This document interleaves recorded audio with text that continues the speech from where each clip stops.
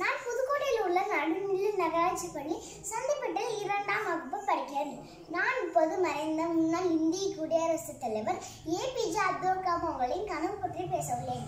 நீங்கள் உறங்கும் போது முதல்ல கனவு, உங்களை உறங்கூடாமல் சிறுவதே கனவு.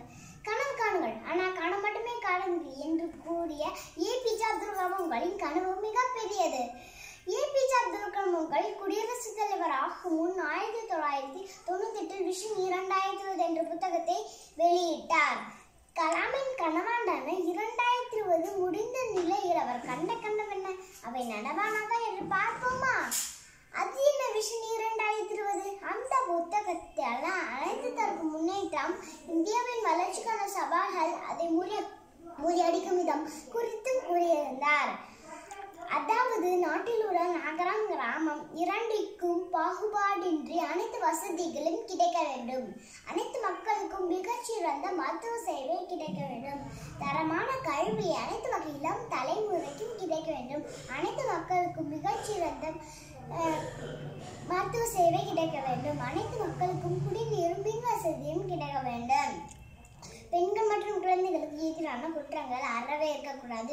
ஒவ்வொரு நாட்டு மக்களும் வாழ்வதற்கு இந்தியாவே சிறந்த என்ற நிலை ஏற்பட வேண்டும். இவ்வாறு பலவிதமான கனவுகளை விஷன் 2020 என்ற புத்தகத்தை கூறியிருந்தார். வாய்ப்புக்காக காத்திருக்காதே, உனக்கான வாய்ப்பை நீயே ஏற்படுத்திக்கொள் என்று கூறி அனைவரும் மனதில் நம்பிக்கை விதையை விதைத்தவர் அப்துல் கலாம் அவர்கள். கனவு பழித்ததா? ஆம். உலக அளவில் கரோனா பெருந்தொற்றால் மக்கள் நடமாட்டம் குறைந்த நிலையில் இயற்கை சிறிது மீண்டுள்ளது. அரசின் கொள்கைகளால் மாற்று வழியில் மின்சாரமும் குடிநீரும் கிடைப்பது சற்று அதிகரித்துள்ளது. இன்னும் 10 ஆண்டு கழித்துதான் வரும் என்று நினைத்த இணைய வழி கல்வி இப்போது நடைமுறை இருக்கிறது. அது மட்டுமா, சிறந்த மருத்துவ வசதி, தடுப்பூசி உற்பத்தி, மருந்துகள் ஏற்றுமதி போன்றவற்றில் இந்தியா முன்னேற்றம் அடைந்துள்ளது.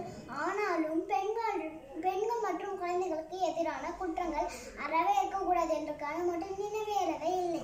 அவர் மறைந்தாலும் அவர் கனவுகளும் அவர் நினைவுகளும் நம்முடன் தான் வாழ்ந்தன. அப்துல் கலாம் அவர்கள் கனவு ஒவ்வொன்றாக நிறைவேறும் போதுதான் நம்மை நீண்டது வல்லசாக்கும். அதுவே அவருக்கு செலுத்திய உண்மையான நன்றி. நாமும் அப்துல் கலாம் போலவே கனவு காணுவோம். கனவு மட்டுமே காணாமல் அதை நனவாக பாடுபோம். நன்றி, வணக்கம்.